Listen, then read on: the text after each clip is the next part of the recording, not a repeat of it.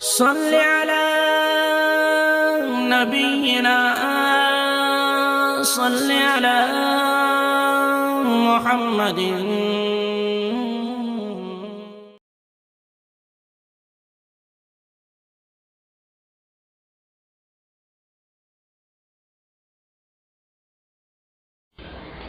وآية لهم أنا حملنا ذريتهم في الفلك المشحون۔ یہ سورہ یاسین شریف کی 41 سے لے کر 50 نمبر کی آیت تک کی مجلس ہے۔ ان آیتوں میں اللہ تعالی کے پاک ارشاد کا خلاصہ ہے، اور ہم نے اور ان کے لیے، انسانوں کے لیے، جناتوں کے لیے اللہ تعالی کی قدرت کی ایک نشانی ہے یہ کہ ہم نے ان کی اولاد کو بھری ہوئی کشتی پر سوار کیا۔ ہر طرح کی کشتی پر سواری کا موقع ملے، یہ اللہ تعالی کی بہت بڑی نعمت ہے۔ اس آیت کے اندر عرب میں لوگ اپنی اولاد کو تجارت کاروبار کے لیے سفر میں بھیجتے تھے۔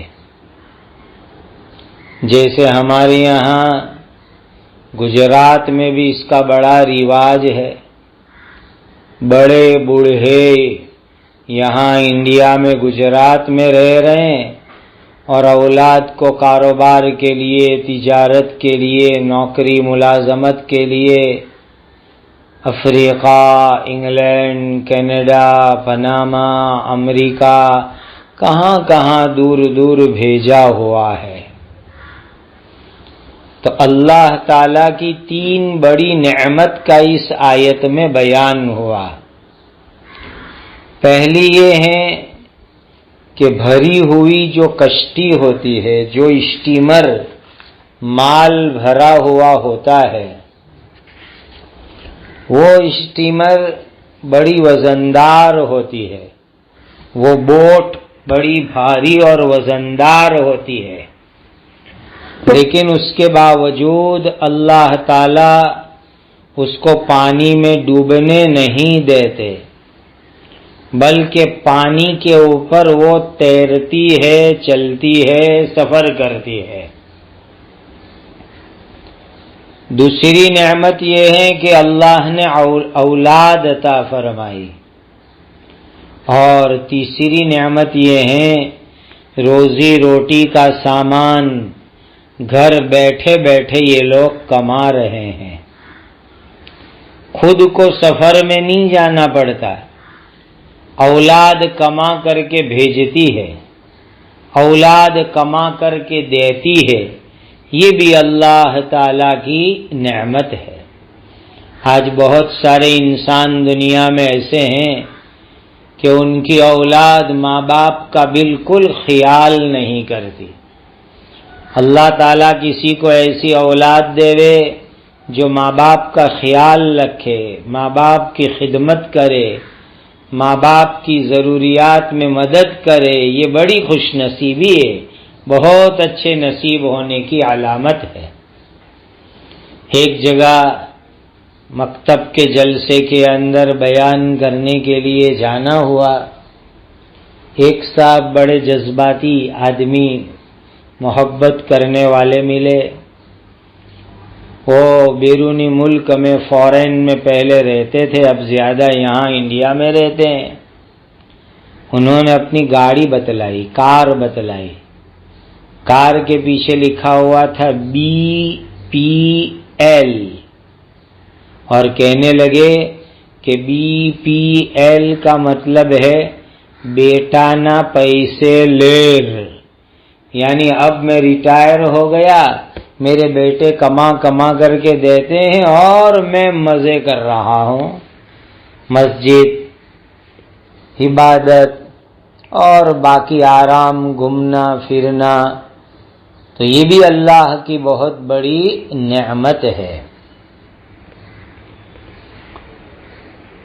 وَخَلَقْنَا لَهُم مِّن مِّثْلِهِ مَا يَرْكَبُونَ، اور ہم نے ان کے لیے اس کشتی جیسی دوسری چیزیں بھی پیدا کر دی جن پر وہ لوگ سوار ہوتے ہیں، یوں بھی ترجمہ کرتے ہیں، اور ہم نے ان کے لیے ایسی چیزیں بھی بنا دی ہے جس پر وہ آئندہ سواری کریں گے۔ اللہ اکبر۔ دریا میں اللہ کی نعمت، زمین پر اللہ کی نعمت، ہواؤں میں، آسمانوں میں اللہ کی نعمت، قسم قسم کی اللہ کی نعمت۔ دیکھو، انسان کے لیے اولاد بڑا بوجھ ہوتی ہے، خاص کر کے اولاد جب معذور ہو، چلنے پھرنے کے قابل نہ ہو، تو ماں باپ کو بڑی پریشانی ہوتی ہے۔ جن کے گھروں میں معذور اولاد ہے، ان ماں باپ کا حال دیکھو، بیچاروں کو ہر وقت اولاد کے پیچھے لگے رہنے کا، اولاد کو لیے پھرنے کا، اولاد کی فکر کرنے کی۔ لیکن اللہ سبحانہ و تعالی نے کشتی جیسی سواری عطا فرمائی، زمین پر چلنے والے، ہوا میں اڑنے والے سواری، سفر کے سادھن سامگری عطا فرمائی کہ جس پر انسان خود بھی سوار ہوتا ہے اور اپنی اولاد کو بھی سوار کراتا ہے، اپنے سامان کو بھی اس کے اوپر رکھ دیتا ہے۔ اللہ تعالیٰ نے جس طریقے سے کشتی پیدا فرمائی، اسی طریقے سے عربوں کے لیے اونٹ اللہ کی بہت بڑی نعمت تھی۔ اونٹ کے اوپر لوگ بیٹھ جاتے تھے، سفر کرتے تھے، سامان لوڈ کر کے ایک جگہ سے دوسری جگہ جاتے تھے۔ اسی لیے عرب لوگ اونٹ کو سفینۃ البر کہتے تھے، یعنی زمین کی کشتی، زمین کی بوٹ اونٹ کو کہا جاتا تھا۔ اور آیت کے اندر اللہ تعالیٰ نے ایسے الفاظ رکھے ہیں کہ قیامت تک جتنی بھی سواری آئندہ زمانے میں دنیا میں آئے گی، وہ سب جو ہے ٹریولنگ کی چیزیں اس آیت کے اندر شامل ہیں۔ ہر ایسی سواری، ہر ایسا سفر کا ذریعہ جس پر انسان خود سوار ہوئے، سامان اس کے اوپر بھرے اور جہاں جانا ہو وہاں چلا جاوے۔ دیکھیے ایروپلین کو دیکھ لو، جس طرح اسٹیمر، بوٹ پانی کے اوپر چلتی ہے، پانی اس کو ڈبوتا نہیں، ایروپلین ہوا میں چلتا ہے اور ہوا اس کو نیچے گراتی نہیں ہے۔ پھر جس زمانے میں قرآن کی آیت اتری، دنیا کے اندر ویل نہیں تھا، پہیا نہیں تھا، پینڈا نہیں تھا، اسی لیے اس زمانے میں کوئی گاڑی بھی نہیں تھی، سب لوگ جانوروں کے اوپر بیٹھ کر کے سفر کرتے تھے۔ لیکن یہ قرآن کا معجزہ ہے کہ قرآن میں اللہ تعالیٰ نے ایسے الفاظ بیان فرمائے کہ قیامت تک جتنے بھی ٹریول کرنے کے لیے سواری سادھن دنیا میں سود کھوڑ ہوگی، ایجاد ہوگی، وہ سب چیزیں اس کے اندر آ گئی۔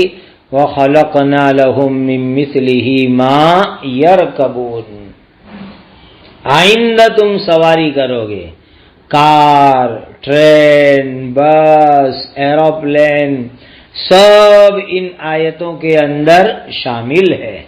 کیسی عجیب و غریب اللہ کی قدرت ہے۔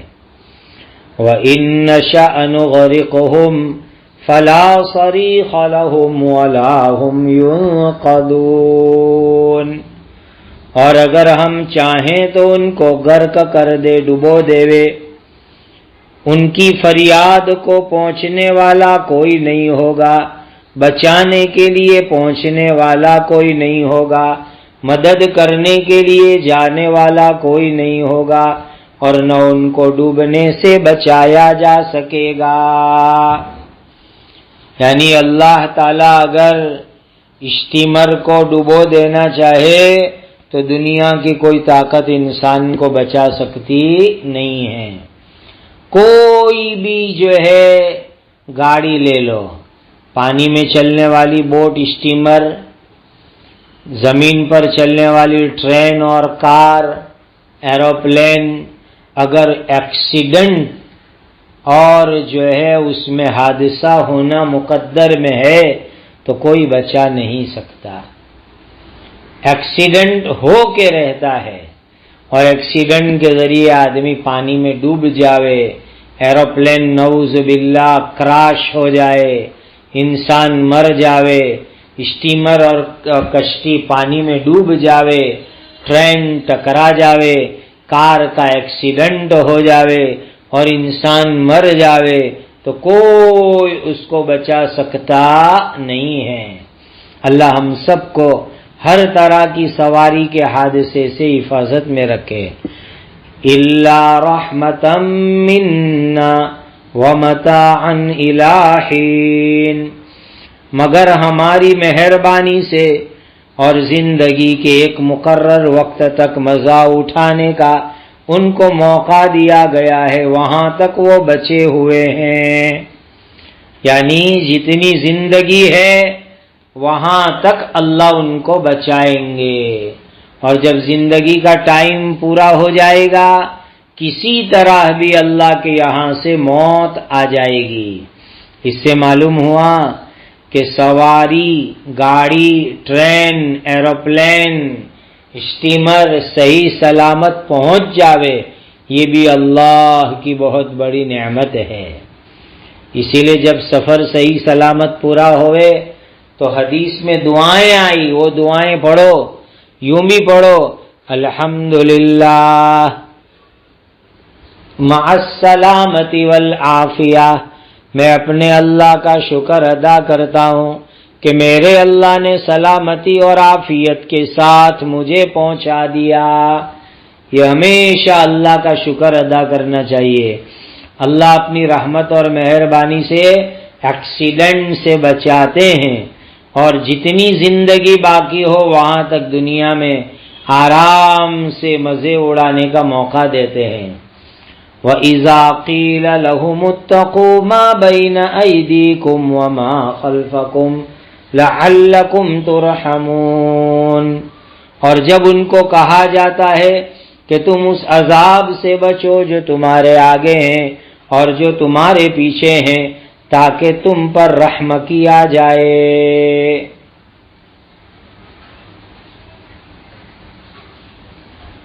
تو وہ لوگ ایسی بات سنتے ہی نہیں ہیں، ایسی بات سننے سے غافل ہو جاتی ہے۔ یعنی جب ان کو سمجھایا جائے کہ دنیا میں بھی اللہ کا عذاب آ سکتا ہے، آخرت میں تو عذاب آنا یقینی ہے، لہذا تم اللہ سے ڈرو اور اللہ پر ایمان لے آؤ، تو وہ بہرے گونگے بن جاتے ہیں، ایمان کی بات سننے کے لیے وہ تیار ہو جاتے نہیں ہیں۔ دنیا کا عذاب، آخرت کا عذاب سن کر انسان کو ایمان قبول کر لینا چاہیے، لیکن وہ ایمان قبول کرنے کے بجائے دین کی بات مانتے نہیں، ایمان قبول کرتے نہیں، منہ پھرا لیتے ہیں، اندھے بہرے جیسے ہو جاتے ہیں۔ اللہ نے ایمان دیا، بہت بڑی نعمت ہے۔ وَمَا تَأْتِيهِم مِّنْ آيَةٍ مِّنْ آيَاتِ رَبِّهِمْ إِلَّا كَانُوا عَنْهَا مُعْرِضِينَ، ان کے پاس ان کے رب کی نشانیوں میں سے کوئی بھی نشانی آتی ہے تو وہ اس سے منہ پھرا لیتے ہیں۔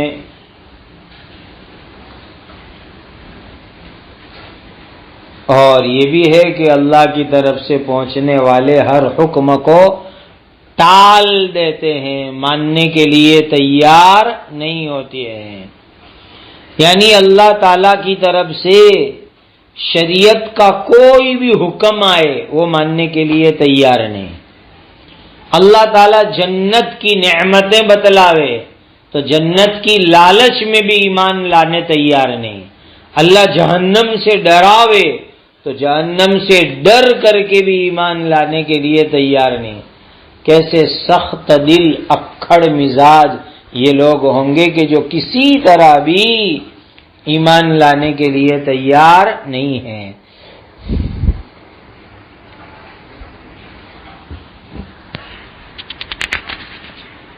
آگے فرمایا وَإِذَا قِيلَ لَهُمْ أَنفِقُوا مِمَّا رَزَقَكُمُ اللَّهُ قَالَ الَّذِينَ كَفَرُوا لِلَّذِينَ آمَنُوا أَنُطْعِمُ مَن لَّوْ يَشَاءُ اللَّهُ أَطْعَمَهُ إِنْ أَنتُمْ إِلَّا فِي ضَلَالٍ مُّبِينٍ۔ اور جب ان سے کہا جاتا ہے کہ اللہ تعالیٰ نے جو روزی تم کو دی ہے اس میں سے کچھ غریبوں پر بھی خرچ کرو، تو یہ کافر لوگ ایمان والوں سے کہتے ہیں کہ ایمان والوں کیا ہم ایسے لوگوں کو کھانا کھلائیں جن کو اگر اللہ تعالیٰ چاہتے تو کھانا کھلاتے، تم لوگ تو محض کھلم کھلی گمراہی میں پڑے ہوئے ہو۔ عجیب بات، انسان کو اللہ کی طرف سے کہا جائے، انسان میں آپس میں ہمدردی ہو، انسان کے اندر شرافت ہو، دوسروں کی خدمت اور سیوا کرنے کا جذبہ ہو، اور ایک دوسرے کی مدد کرے، ایک دوسرے کا تعاون کرے۔ اب ہوتا یہ تھا کہ اللہ تعالی کی طرف سے کہا گیا، اور ظاہر بات ہے کہ یہ شرعی حکم نہیں بلکہ اخلاق، انسانیت، مانوتا، کہ اے مسلمانوں، اے کافروں، کوئی بھی تم انسان ہو جو غریب، فقیر، بھوکے، بیمار، پریشان ہیں، ان کو کھلاؤ، ان کو محتاجوں کو دو، ان کی ضروریات پوری کرو۔ تو بہت سارے کافر، خاص کر نبی کریم صلی اللہ علیہ وسلم کے مبارک زمانے میں جو کافر تھے، وہ مذاق اڑا کر یوں کہتے تھے کہ رزق دینے والے تو اللہ ہے، اللہ نے ان غریبوں فقیروں کو روزی نہیں دی تو ہم کیوں دے وے؟ دیکھو کیسی غلط بات یہ لوگ بولتے ہیں۔ ایک طرف اللہ کو روزی دینے والا مانتے ہیں اور ایمان نہیں لاتے۔ تو دراصل بات یہ ہے کہ یہ جگت، یہ دنیا اللہ نے ایسی بنائی ہے کہ ایک انسان دوسرے انسان کے لیے ذریعہ بنتا ہے، واسطہ بنتا ہے۔ تمام لوگوں کو روزی اکیلے اللہ ہی دیتے ہیں، لیکن روزی دو طریقے سے دیتے ہیں۔ بہت سارے لوگوں کو اللہ روزی دیتے ہیں واسطہ اور ذریعے کے، کہ کسی دوسرے انسان کو، جانور کو ذریعہ بنا دیا، واسطہ بنا دیا، جیسے کہ مالدار آدمی غریب کو دے وے، یہ واسطہ اور ذریعہ ہے۔ اصل روزی تو اللہ تعالیٰ دیتے ہیں، اور بہت سے انسانوں کو اللہ تعالیٰ ڈائریکٹ روزی دیتے ہیں، جیسے کہ زمین والے کی زمین میں کھیتی اگا کر کے اللہ نے ڈائریکٹ روزی دی، اور جو اس کی کھیتی میں مزدوری کرنے کے لیے آیا اس کو اللہ تعالیٰ نے زمین کے مالک کو واسطہ بنا کر کے روزی دی۔ یہ اللہ کا عجیب و غریب نظام ہے، کسی کو اللہ ڈائریکٹ روزی دیتے ہیں، کسی کو اللہ واسطہ اور ذریعے کے ذریعے روزی عطا فرماتے ہیں۔ اور اس میں بڑا فائدہ یہ ہے کہ جو آدمی کسی غریب کے لیے روزی روٹی، دوا، علاج کا ذریعہ بنتا ہے، اللہ اس کو ثواب عطا فرماتے ہیں اور احسان مند ہوتا ہے اس غریب کے اوپر۔ باقی اس دنیا کے اندر کوئی کسی کے اوپر احسان نہیں کرتا، اس لیے کہ غریب کو مالدار کے پیسوں کی ضرورت ہے اور مالدار کو غریب کی محنت کی ضرورت ہے۔ اگر غریب محنت نہ کرے، مزدوری نہ کرے، لیبر ورک نہ کرے تو مالداروں کا کام کیسے چلے گا؟ تو مالداروں کو غریبوں کی محنت کی ضرورت ہے اور غریبوں کو مالدار کے پیسوں کی ضرورت ہے۔ تو ہر ایک انسان جو کچھ کسی کو دیتا ہے وہ اپنے مطلب کے لیے دیتا ہے۔ باقی جانوروں کی دنیا دیکھ لو، بڑی عجیب و غریب۔ کوئی جانور آپ نے کبھی سنا کہ یہ جانور مالدار ہے اور یہ جانور غریب ہے؟ سب جانور برابر سرابر، سب کو اللہ تعالی روزی عطا فرماتے ہیں۔ اس میں بھی دیکھو بہت سے جانور کو بہت سے جانور کے لیے اللہ نے روزی بنا دیا۔ یہ شیر ہے، چیتے ہیں، واگ، سینگ، ایسے پھاڑ کھانے والے جنگلی جانور، لائن، ٹائیگر، لیپرڈ وغیرہ، تو وہ ہرن کو، بھینس کو، دوسرے جانور کو پھاڑ چیر کر کے کھا کے اپنی زندگی گزارتے ہیں۔ اور جو ویجیٹیرین جانور ہے، بکری ہے، اونٹ ہے، گائے ہے، بھینس ہے، وہ درخت اور سبزی کو کھا کر کے زندگی گزارتے ہیں۔ تو جانور میں اللہ نے عجیب نظام رکھا، سب کو برابر رکھا، کوئی مالدار کوئی غریب آپ کو وہاں نظر آتا نہیں ہے۔ یہ بس انسانوں کے اندر یہ دو طرح کے طبقے اللہ تعالی کی طرف سے رکھے گئے ہیں۔ اسی لیے اللہ نے مال دیا ہو اور کسی غریب کو دیوے تو اللہ کا شکر ادا کرو کہ غریبوں کو دینے کی توفیق عطا فرمائی اور غریبوں نے ہم کو ثواب دیا۔ اسی لیے بعض بزرگان دین غریبوں کا شکریہ ادا کرتے تھے کہ یہ ہمارا صدقہ اور خیرات آخرت میں اللہ کی بینک تک پہنچانے کا ذریعہ ہے، کہ اگر کوئی غریب صدقہ خیرات لینے نہ آتا تو ہم اللہ کے دربار تک ہمارا مال کیسے پہنچاتے؟ یہ غریب تو ہمارے لیے کوریئر ہے، ایک پوسٹل سروس ہے کہ ان کے ذریعے سے ہم ہمارے مال دولت کو اللہ کی بینک میں جمع کراتے ہیں۔ وَيَقُولُونَ مَتَىٰ هَٰذَا الْوَعْدُ إِن كُنتُمْ صَادِقِينَ، اور وہ کافر لوگ کہتے ہیں کہ اگر تم سچے ہو تو بتاؤ یہ قیامت کا وعدہ کب پورا ہوگا۔